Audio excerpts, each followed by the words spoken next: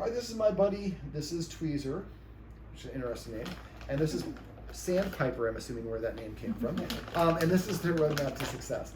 Now, they're both very nervous and anxious dogs, so we kind of did this session in a little bit of a different order than I normally do. Basically, the videos above are really things that will help them with their anxiety. We want to basically, if you have a dog, both these dogs have what we would call what is called cortisol, the stress hormone in their blood. Now, for Tweezer's been here. I've been here way too long. I'd like to see if we can keep visitor visits less than like an hour, probably closer to a half an hour, and gradually work them, because you're going to find as they get overly tired, it's going to be more. They're going to be a little bit more reactive. So the idea, what we want to do, is help the dogs kind of practice being desensitized or counter-conditioned to the various things that cause them to be reactive, so that systematically they're not. These dogs have cortisol in their blood, which really shuts down all non-essential body functions. And a dog or a human has to be in a very calm, relaxed environment for sometimes a couple days for the body to filter all that stress hormone out of the blood. This makes it affects your appetite, your hair stops growing, and a whole bunch of other stuff. So your body puts all its energy towards fight and flight, and you're in this heightened sense of alert. It's not healthy to be like that all the time. And so if the dogs are like that, just like if humans are like that, they can develop post-traumatic stress disorder, where you're over threshold or overstimulated and you just can't calm down and relax. That makes us jittery, jumpy, and irritable. So the videos, the things we went over for Piper here, she doesn't like having people reach for her. She's a cute puppy. Everybody's going to reach for her. So she's set up for failure. So if we can systematically work on that exercise, get to the point where she can take treats out of people's hands. She's touching the hand. In the exercise we did, she was the one initiating the contact because we used shaping. And so we started with her looking at the hand and then leaning towards it, and then eventually touching it, and eventually licking it. And then gradually we're turning that hand over. Eventually we get to the point where we're here. I'd love it if the guardians can get to the point where they can teach her the hand targeting cue. Because then again, if a guest wants to interact with her, goes like this, and she comes over and touches her nose to their hand, she's saying yes.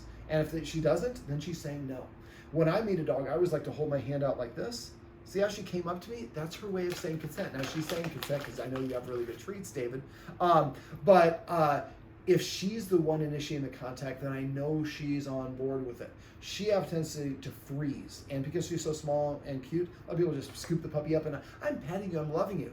Well, I can go rub a girl's shoulders and mean it with the best possible intentions, but if she thinks I'm creepy or doesn't want me touching her, even though my intent is pure, it doesn't matter. It's how it interacted with her and how she interprets it and whether she likes it or not. Same thing for these dogs. So the more that these dogs feel empowered, that people are listening to them, the better that they're gonna, more comfortable they're gonna feel. So when you have guests come over, they have the guests be very calm and passive. So the dog comes up, just because the dog approaches you doesn't mean that they necessarily want to pet. If they do, I would hold my hand out here, and she's doing such a good job of this. And then for her, I would just direct people. You know what, she really likes having her flank or her butt petted, but she likes it if you kind of move slowly, and tell your guests to kind of move like they're underwater. Sudden movements are going to be really startling, which is kind of a contrary thing. We went over hand targeting. Usually I want a big karate chop movement, but I think that would startle them. So we use a little bit of a softer movement for them. And that's a very cute pose that you got there, buddy. Also, he is Tweezer is a little bit eye contact dominant until he gets to know people. So tell people to try to refrain looking him directly in the eye. That is a challenge for dogs unless they know you. And he's a little bit reactive. Now, he's also direct. And also be careful when you do have the treats out. She was starting to guard the treats. And I think this is more of an issue because she started doing it towards the end of the session. She's overly tired. But be mindful when you do have higher value treats. Watch her. She could even just position herself in between you and Tweezer. She could be blocking Tweezer. So try to be mindful of that. You see that's the case, throw a treat away, and so she runs away and call Tweezer over, so that way he doesn't feel like he's being ostracized. Let me see. We also went over marker words.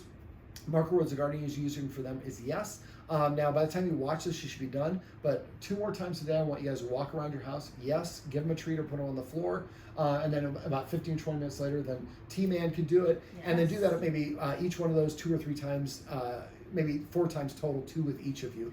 And then try to do it again tomorrow. And then after that, you'll no longer say yes when they get the treat unless you're playing the cookie in the corner game. So this way, now if I hear yes, it means I did something good, I'm about to get a treat. Now, we did go over Cookie in the Corner. If I forget to have it linked up, message me and I can share that one with you. And do that one in that blanket, because both these dogs don't sniff as much as we'd like to on walks. So if we get them and say, find it, then throw the treats, and then yes, yes when they look it up. Eventually, when you're on a walk, go out and do it here. Then you might take that actual dog bed and go into your backyard and do find it's there, and then do a find it on the grass right next to it. Piper here doesn't like stepping on the grass because she stepped on a bee nest and got stung a bunch of times, and now she associates that with grass. This is a good example of why punishment-based training doesn't work. So if I get shocked in the neck or jerked on the leash, or a prong collar bites me while I'm near a neighbor, I start feeling bad and negative about the neighbor. She won't even go on grass now because the bees have associated that, made that association. So that's why with positive dog training, we want to make sure we're using positive reinforcement so the dog likes to do the things that we want them to do because there's something in it for them. And that's a good sign. He's tired, but he's also on his side, which is an indication he's nice and relaxed. Let me see, what else? We went over cues. A cue should not be used unless you're 90% certain the dog's going to do it. So when we were doing hand targeting, she went, yes, treat, yes, treat, yes, treat, and then boop, yes, treat. So we want to sneak the cue in beforehand. Now we also talked about celebrating, which is rewarding the dog when they voluntarily do it. Tweezer doesn't know how to sit, and because he's got his back legs out behind him, it's hard to lure him into a sitting position. So what his guardian needs to do is just be very mindful. As soon as she sees him sit, she needs to say yes and then pet him under his chin.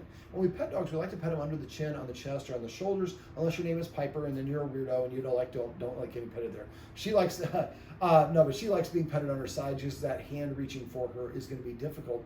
But eventually try to reach underneath it. I guess I was thinking of the other client. I had another dog that does not like being petted here, which is usually the opposite.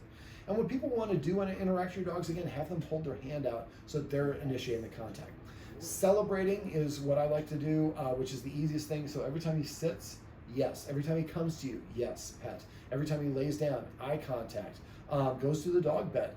Finish pooping, drinking water. Everything that they do that is desirable, say yes and then pet them when they conclude doing it. And if you want to make happy hour your word to go drink water, you see one of the dogs going over there, say happy hour on their way to the bowl. Then they drink. When they finish drinking, say yes, and then pet them or give them a treat afterwards. Eventually say happy hour, the dog goes and drinks water. It is happy hour right now. And so I have a different cue for each one of my dogs to eat. So maybe Piper's word is, pork chop, and then his is lasagna or meatball. Come up with funny terms. Remember, fun terms, dogs read our facial expression. So when you come up with these cues, some of the things we want, like come and sit, we want to be ubiquitous. But if it's something that can be creative, that can help the dog feel good, and I made everybody smile. I feel good about myself. And it makes you feel good and happy. It takes away some of the tension.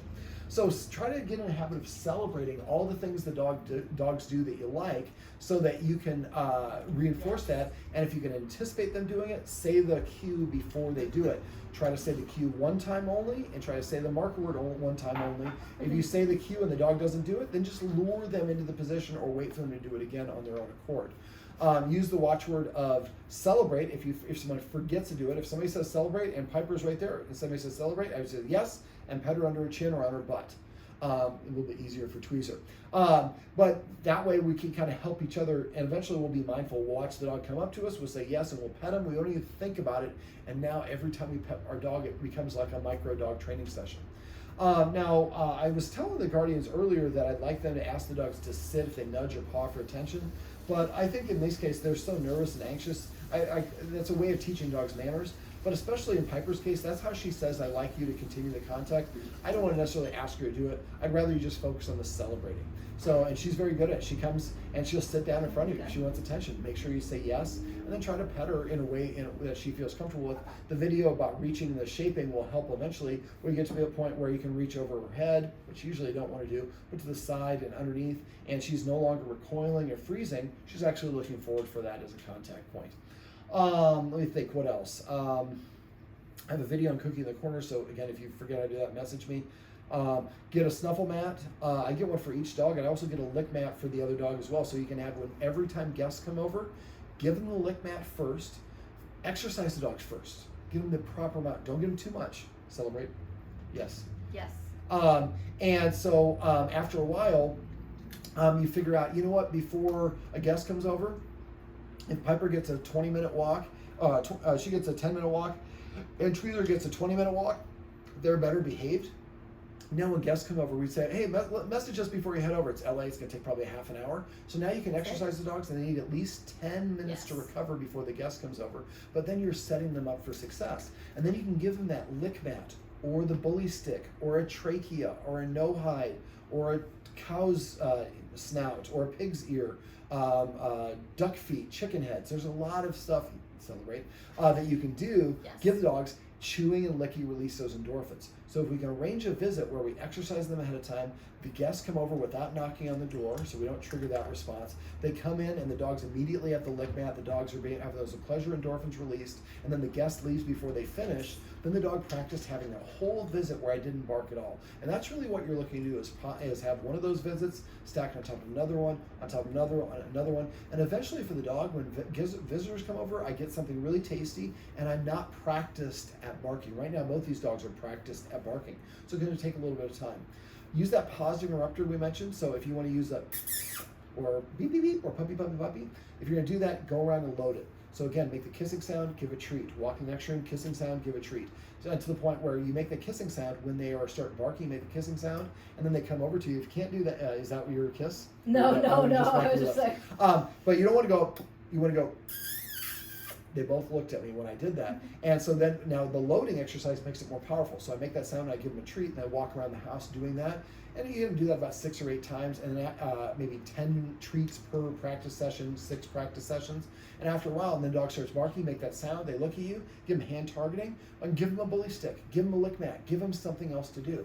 I'd also like you to get one of those orange, it's called the Omega Paw Tricky Treat Ball, and you can get the small or medium for these guys. Feed those out of feed their meals out of that. Get a snuffle mat, feed those out of them as well. Training is a great way to burn energy. So once you've taught him to sit, you can use the video for Ralphie, who's spelled R-O-W-F-L-Y. And that's the one, because both these dogs, especially Tweezer, when he goes out the door, he's just immediately over a threshold. He's not barking, but he's just such on a high alert, he can't listen to anything. So Ralphie had the same thing, and so I showed how to help desensitize the dog for getting the leash and attaching the leash and walking to the door. And then once you start doing that, you start asking the dog to sit. He sits, yes, treat, take a step, sit, yes, treat, sit, yes, treat, sit, yes, treat, and you're stepping in between each one of these. After a while, the dog is just, I can't focus on the environment. You're paying off like a doggy slot machine, and now the attention's there. But also that find it cue that we went over, eventually if we do it first in the living room on the mat, then outside with the mat, then outside on the grass, then right outside on the deck, then right outside in front of the house, and gradually move further away. We're getting the dog to sniff, which is a normal behavior for them. They're not looking for the boogeyman. And then if you see a dog coming, you can say, hey, Tweezer, find it. If the boogeyman is the camera, find it, find it, find it. I can throw those treats and help lead the dog away. But you need to make sure you practice that a lot when you don't need to lead the dog away, because otherwise that'll create a response. Now, one of the videos above is on counter conditioning. You can use that same technique for the jingle of keys of the tags of the dogs in the neighborhood. So there's a dog in particular your dogs don't like. Ask the person if they don't feel comfortable. Ask them, just put your phone on record and walk behind them and just jingle it, jingle, jingle. They hear that name tag, and then you can use that to counter conditioning technique so that eventually the dog hears the jingle of that dog's collar, and I'm just hearing the sound, and it's equated with getting a treat. I feel comfortable and relaxed. And that's the idea, is we want to make sure the dogs feel comfortable and relaxed. Removing that anxiety is really going to help profoundly, just like it does for humans. Let me see. For fetch, say fetch as you throw the ball. Wait for the dog to come towards you. Show them you have a treat. When they drop it, say yes, put the treat in their mouth, step on the ball, and pick it up. And I usually ask for a sit, as long as the dogs know how to sit. And then I say fetch as I throw it. When they get it and bring it back to me, yes, as I hold the treat. When I hold the treat up, when they drop it, I say yes. Remember, you're marking the end of the activity. So the activity is, I say fetch, I throw it, you go get it, you bring it back to me, you drop it, and then I say yes, and then I give you a treat. Fetch is a wonderful way to drain energy. You can also, and feeding out of snuffle mats and treat dispensing toys and puzzles like that can also help. I'm trying to think. And get some bully bites from Best Buddy or whoever you want to get them from, and some other animal parts. and have those lick mats ready to go. Remember, you can freeze those lick mats, and that'll make the peanut butter last longer. They were a little bit gassed at seeing how much peanut butter I put on my dog's lick mats, but I have bigger dogs. But the idea is if you have those things to help them chew and lick while you have guests over, you're helping keeping them preoccupied. They're practicing, not freaking out at the guests. Let me see. I'm trying to think. Is there anything else you want me to go over? I think that's it. Yes. Watch for the body language. Remember, a lot of times dogs are going to go from an open mouth to a closed mouth when they're trying a signal. Other cutoff signals, turning the head to the side, lowering the head. I think I went over it in one of the videos. But also watch for sleepy eyes. Their eyes are a little bit closed. It looks like they're sleepy and they're blinking. Your dog has big eyes as a saucer, and they're staring a hard stare longer than 5 seconds. I'm making that pause interrupter sound or doing some find its to try to get that dog out of the way. Remember, if anytime your dog's reactive, the best thing to do is increase the distance between your dog and whatever it is. They don't always realize they very rarely realize they can turn around and walk away. So if you're doing the find it exercise, and if you can't, if they're really reactive, they're not going to hear what you're saying. They're hysterical. Walk around a car, walk around a shrubbery, or whatever, use a house or something in your environment to block them from seeing it. And try to wait for them to go away. And if the dog is me, or if the camera's the dog and it's looking at me and whatever they're barking is behind me, shift it so the dog is looking in that direction, and you're on that side, so the dog's looking away from whatever it is. Celebrate. Good job. The guardian's already on top of it. Now, if you guys have any questions, please message me. If I don't hear from you, I assume that means everything's going great. And so I don't care if it's 6 minutes from now or 6 years from now. Let me know. Who wants a treat? You want one? You gotta take it right there. How about you? Tweezer, you want a treat, buddy? This is my buddy Piper, and creeping into the picture, hopefully, is Tweezer. And this is Piper and Tweezer's roadmap to success. Remember, everything you do trains your dog, only sometimes you mean it.